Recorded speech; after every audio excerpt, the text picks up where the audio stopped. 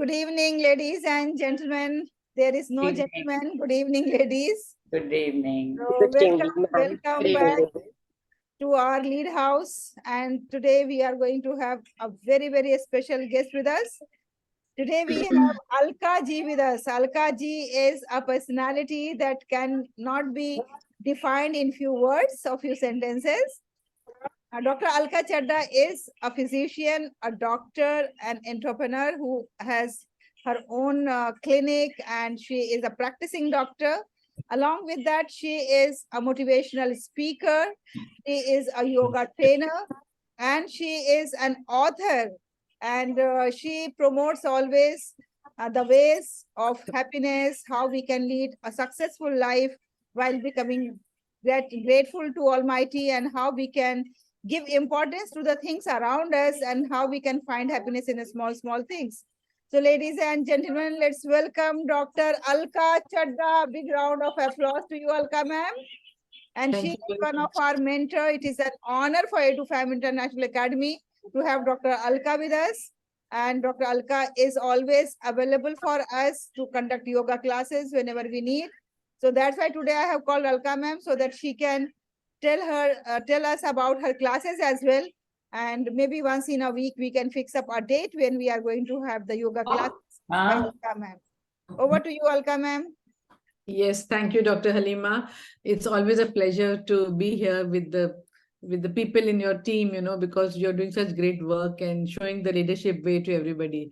They're working with you, just looking at you and just seeing you, the way you work, you inspire all of us.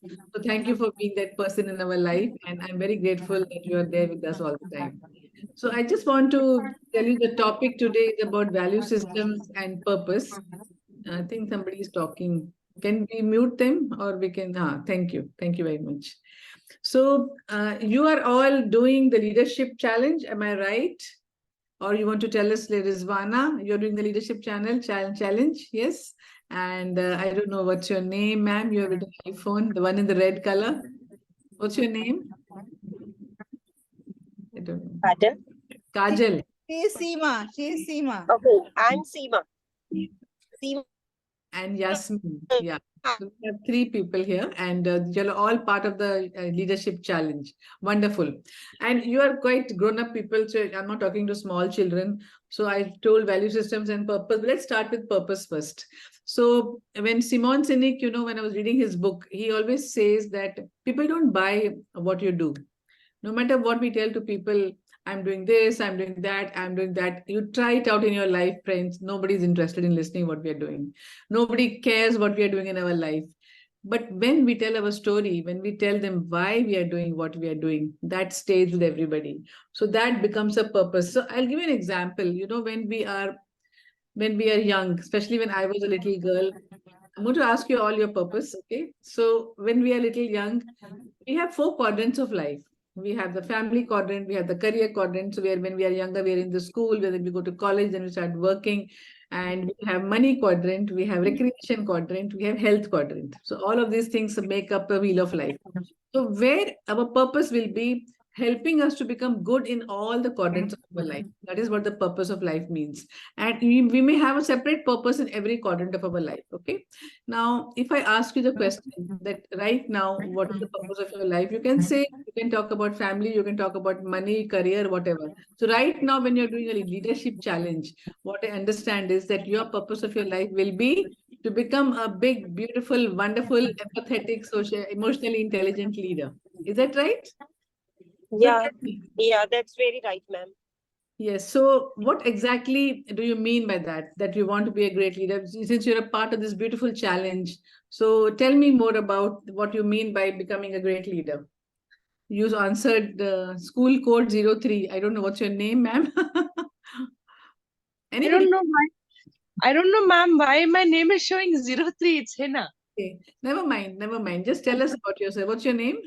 Ma'am, I'm a senior. I'm Hina Iqbal Mudgal. I'm a senior science teacher. Yes. I'm heading the department for science in my school. I'm placed here in Uttar Pradesh, India. Yeah. And ma'am, for me, leadership means that the team working with me, the teachers under me, they are comfortable and they are readily accepting my instructions and following my instructions in a progressive way. Wonderful. And people are learning new things and evolving as a person. That So is leadership for me. Yeah. So that is your purpose. Anybody Yeah. else wants to share what is their purpose? Anybody? Rizwana, would you like to share your purpose? In any branch of your life, in any part of your life. So purpose can be as simple as, when my father was not feeling well, when I was a little girl, initially it used to be that I want to make my parents proud. When I was in school, when I was in college, that was my purpose. I want to make my parents proud. I will do everything to make them happy, and I will not do anything which will make them sad or not or get angry with me. So then studying was a part of my life. Not looking at boys was part of my life. In my cupboard, I had written down one letter to myself: do not look at boys, because I wanted to focus on my studies and I wanted to get into medical college. Then as I grew, as I came into the college, one day my dad was diagnosed with a heart attack. And after that, my purpose of my life changed. My purpose became, I want to make my daddy very healthy. And I wanted to become a cardiologist. Of course, that didn't happen. That the story would have been very different if I had become a cardiologist. But I'm saying the purpose of life can be evolving over a period of time. So as we are growing into our career, then money starts coming in and we are earning a livelihood. All of these things make us change the purpose of our life. Today, I want to tell you that whenever there was a boy whom I met, I've told this story on the LinkedIn Live also. He was actually coming from a small village from Bihar, and he came to stay in Mumbai. And in Mumbai, he was staying in a very posh suburb. Then he told his story that why I'm staying here, I don't have money, but I have been entrusted with a couple who is not having much debility or disability, but he has been requested to be around this couple. And he didn't have much money. So he used to buy vada pav, samosa, the cheap thing, bhel puri, and he used to take it to his room and he used to sit in the room and he used to eat. He was a house guest in this couple's place. And that when he was eating, that auntie in the house, she told him that, why don't you come out? Why don't you come out and sit with us and you eat? So he started sharing his food with auntie and uncle. And auntie and uncle used to give their food to him. But over a period of time, that affection developed, and the uncle and auntie uncle told him, and uncle's children were staying abroad. So he was not allowed to eat the street food, because they were scared he'll get infection. So over a period of time, he used to get all the different kinds of specialty street food from different parts of the city. I mean, uncle used to say, I was working in Churchgate, so can you bring something from there? So he used to do that. So slowly and slowly, uncle's memory got disturbed and he was getting dementia. So one day when he told him to bring some aloo and puri bhaji from a Churchgate vendor, he got it. And when he had it, he remembered his young days. And he said, he made him sit, he made this boy Vivek sit outside. He went into his bedroom and he picked up a gift and he came out and he gave it to this boy. He says, this is a pen which was given to me by my father, and you are my son. He called him by his son's name and he said that I give you this gift, which is an heirloom from my father. Point I'm trying to make is this boy had made it a purpose of his life to make this couple happy. He was not there for that, but actually that had become the purpose of his life, to bring every day something for this uncle and auntie which made him happy. So purpose of life is something which drives us in the morning to jump out of bed. Purpose of life is something which makes us happy. Purpose of life is something which makes us take the whole team with us. That's what the purpose of life is. So I hope that you can all evolve your purpose and write down, if you can take some time and write down your purpose with your own hands, that will become a great exercise for you. It will bring clarity, and write it in a notebook where you have written down your affirmations. How many of you write affirmations? And how many of you say them loud? Yes, wonderful. So you're all writing affirmations. You're great students of Halima ma'am, and you're saying them also. And you're recording in the morning. Yes, so that exercise is really beautiful. When Madam ke saath, even I have done it. And when we record our affirmations, then we listen to our affirmations, that becomes a part and parcel of our life.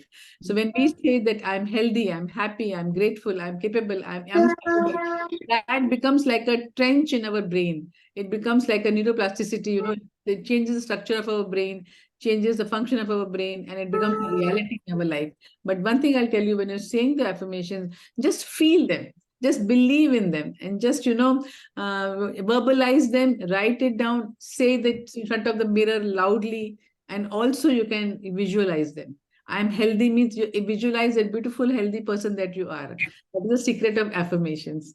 Okay. Now, I would like to come to the topic of belief systems. So, when we are young, we are taught some things from our parents, and we pick up some things from our friends, we pick up some things from our teachers, from the environment, and all the people in our life. So, I would say one thing. Jhoot nahi bolna, be honest, don't tell lies.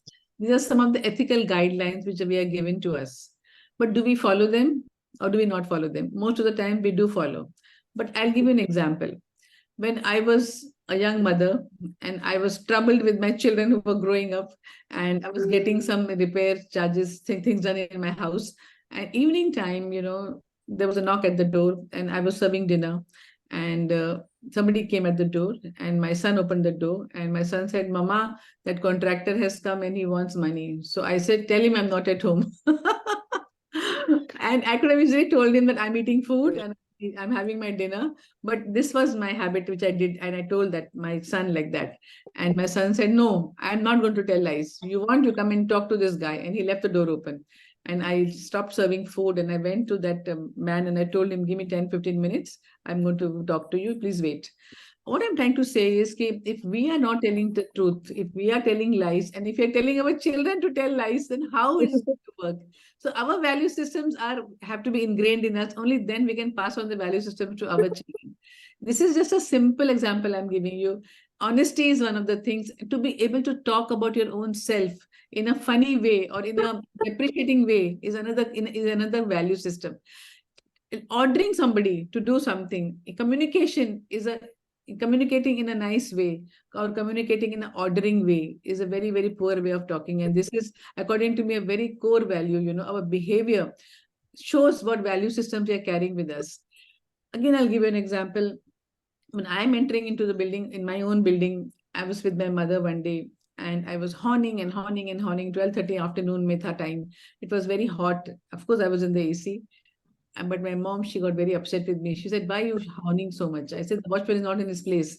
So she was so angry with me. She said, watchman is not in his place. So what? He's also feeling hot. Only you're feeling hot. And he doesn't have any AC. And my mom, she made it a point to stop, not to shout, not to scream. And she made me realize that. And she always said hello to the people around. When she got into the lift, she asked that, Mishra ji, kaise ho? Aapke baal bacche kaise hain? She went into the lift and even at the gate, whomever she met, she always talked to that person and that person had a smile on his face. Bringing a smile on someone's face was her value system. And she ingrained that value system into me. And I'm very proud to tell you that I have written a book on Shukriya Zindagi. So in that, Shukriya is my mom. Halima ma'am knows everything. And my mom, she was grateful for the smallest of the things. And that made us very, very happy. Even when my father was not feeling well, she said he will be fine. And when he came home, she looked at the sky and she said, thank you, God, for the grace of God that Papa has come home. So how many of you find gratitude in your life? How many of you write about gratitude? How many of you, it's not about saying gratitude, but how many of you express gratitude to your friends or to your relatives? And how do you express it? Anybody wants to answer? Yes, she's raised her hand. Yes, ma'am, bolo. Over to you, ma'am. Yeah, yellow dress. Yeah, Hina. Yeah. Yes, ma'am. Yeah, I'm definitely always grateful to Allah. I'm grateful to God Yeah. for everything He has given me. I mean, it's not just each and every morning, even this session, today I was so happy that I had to go very early morning. So I was thinking, okay, I'll share my affirmations before I leave for school. So, I always think that God brings us close to people who give us new dimensions in life. We normally used to get up in the morning and have our morning chores and do our things. But learning new things, talking to yourself, affirming things, and listening to everybody else's affirmation is something new, which I was doing in school for the children, but I was not doing it for myself. And it is a very nice journey, and I'm really thankful for to God that everything He has given, even the association, the learning process, the children, the family, the work, the profession, everything. At each step, ma'am, even if I have some problem, I always thank God. Because naturally, we as Muslims feel that the journey of pain is also a part of, Azmaish, which God has endorsed in this journey. That's it. And thank you so much for giving me the opportunity to speak. Thank you, Hina. My question again to you and to everybody is, how are we expressing our gratitude? We are grateful to everything in our life within ourselves. I'll give you an example. What I'm trying to say is that when I went to work, I had children at home. There was somebody taking care of my children. Okay, it could be my mom-in-law, it could be the people whom I have hired to take care of my children, or whatever it may be. Or it was my sister sometimes, it was my mom sometimes. Somebody is taking care of our children. It could be my husband for sometimes, if he's not working or if he's changing his duties or whatever. So how are we showing our gratitude? It's saying is one thing, but there can be some methods by which we can show our gratitude. So my mom, what she taught me was that whenever you buy, like my mother-in-law was taking care in those days, so she told me, whenever you buy something, you buy for your mother-in-law. Have you ever thanked her? Have you ever shown your mother-in-law your gratitude? See, it's very easy for us to point fingers at X, Y, and Z and say that he didn't do this for me, he didn't do that for me. But there is gratitude, according to me, is a verb. It's not only a noun. It is a feeling, definitely, but it's also a verb. So let's find ways in which we can express our gratitude to the people in our life. And my question to everyone today is that, my phone, this is my phone, and there are two numbers on this phone which will never flash on my phone, right? Because I lost my mom and my dad. So these two numbers will never flash on my phone. But you guys have your mom and dad in your life. How many of you have your mommy and daddy in your life, or at least one parent in your life? Nobody? No, I have. Yes. I have Mama and Papa both. Very good. Fantastic. So वो बहुत lucky होते हैं जिनके माँ बाप उनके साथ होते हैं. And in fact, Mama, mother-in-law, father-in-law, I'm Very blessed with the very noble family. fantastic. So the question is, what are we doing for our parents, for the people who have inspired us, people who love us, people who have sacrificed for us, people who have done so much for us that they did not care for themselves, but they cared only for us. So if I can just give this one message to all of you today about value systems, if we can show our gratitude to the people in our life, my message would be enough. So there are so many value systems we can talk about, but to be happy is a gift that we can give to other people. I was in the lift one day and I was just humming a song. So I want to ask you guys, what is the song that you're humming in your life? What is that Gana jo aap gaate hain? Is it a cribbing song? Is it a grumbling song? Is it a complaining song? It's a criticism song, or it's a glory song? Whether we're singing the glory or whatever it is, we're praising somebody, we're appreciating somebody. This is all a habit it becomes. And I just want to say that I was singing this song, and my son, he looked at me and he said, Mama, always remain like this. So imagine a mom I was a complaining mom as compared to a mom who is humming. So how many of us would like to have a teacher or a mom or a friend who is complaining as compared to a friend who is humming? So I would say that I would like to have a friend who is humming. I would like to have a friend who is happy. I would like to have a friend who is not complaining. So can we be that friend to somebody else? That's my question to all of you. It's very easy to say that she's complaining, she's complaining, she's complaining. Okay, they're all complaining. What about you? What about you doing yourself in your own life? It's a question to think about. Am I a complainer, or am I a happy person giving something happiness to others? So I would say that being happy is a beautiful gift that you can give to another person. And for being happy, you've got to have other value systems. For being happy, you have to introspect yourself, reflect on yourself.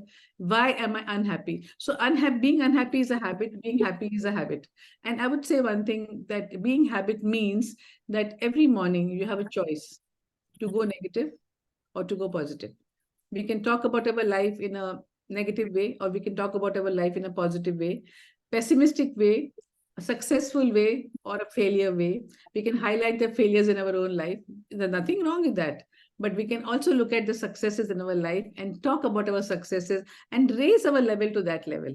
Or we can keep on saying, ye acha nahi hai, ye acha nahi hai, the bureaucracy is bad, the newspaper is bad, this is happening, that is happening. So that's what happens when we don't have a purpose. We are like a leaf, we're just roaming here and there.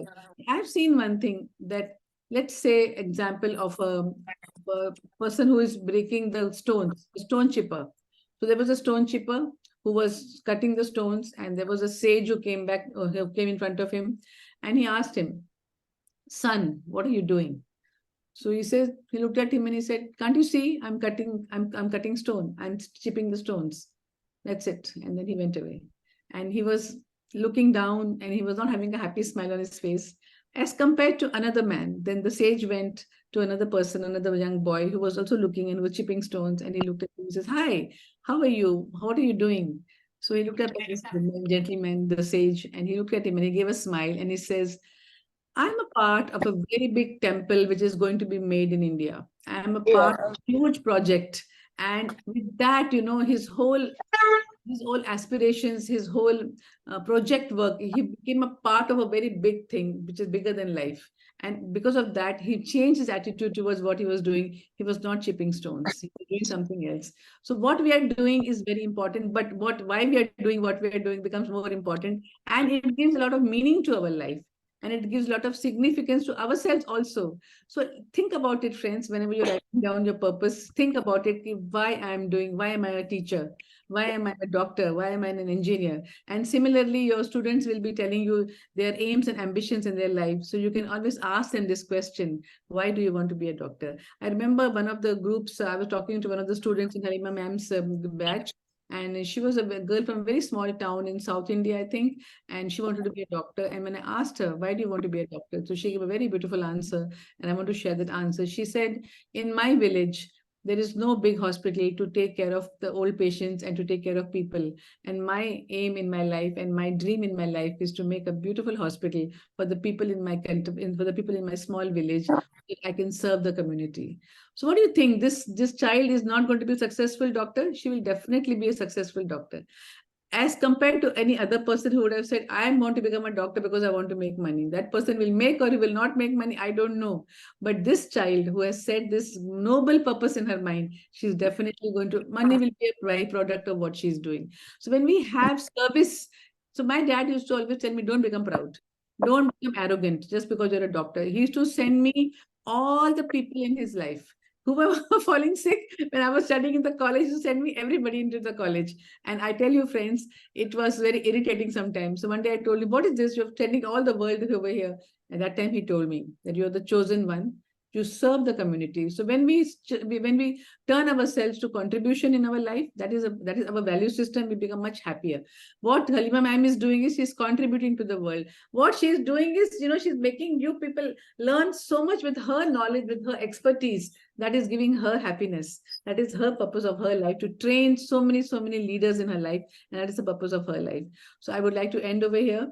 If there are any questions, you can ask me, but please write down the purpose of your life. And my purpose of my life is to make this world a very, very happy place. I like to train with young students and youngsters and tell them what is their purpose of life. And I want to take them to their North Star so that they can 10x their productivity and their efficiency and their performance.